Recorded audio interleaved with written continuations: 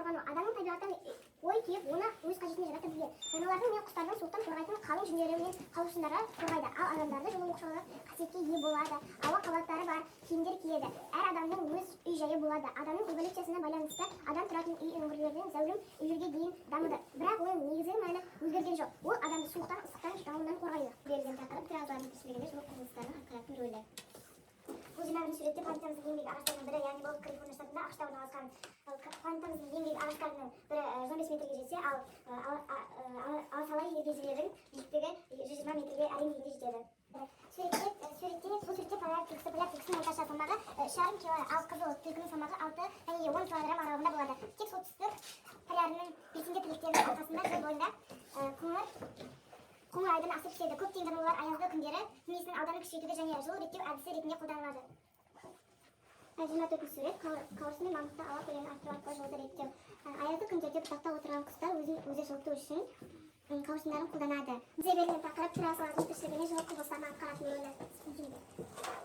Бірінші бізде өсімдіктердің әртүрлі климаттық жағдайларға бейімделуі. Өсімдіктердің эволюциясы нәтижесінде суық аймақтарда, жылы климаттық жағдайда өсетін ағаштарға қарағанда өлшемі кіші ағаштар сақталып қалады. Экваторға жақын аймақтарда жалпақ жапырақты тропикалық ормандар басым. Орта еңістегі ормандарда қылқан жапырақты ағаштар өседі, ал тундраға жақындағанда аласа ағаштар кездесе бастайды.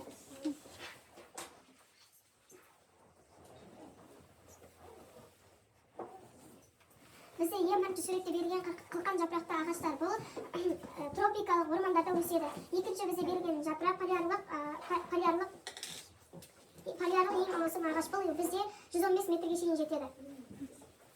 Қоршаған ортаның температуралық режимі әртүрлі ағзалардың тіршілік әрекетіне әсер етеді. Температураның елеулі түрде төмендеуі немесе жоғарылауы тірі ағзалардың қырылуына әкеліп соғады.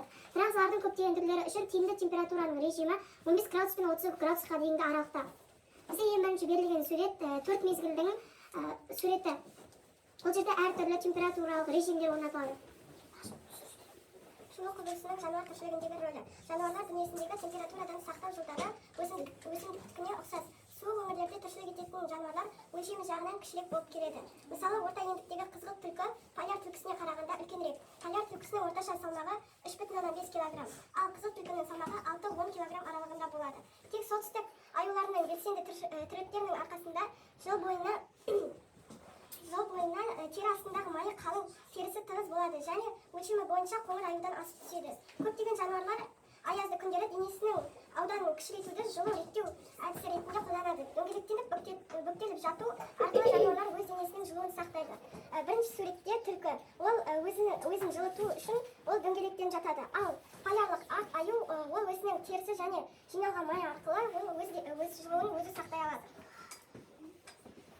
Адамдардың суық жағдайда, үшінші тақырып адамдардың суық жағдайда. Адамдардың өмір сүруі үшін міндетті шарттардың бірі дене температурасының тұрақты болуы.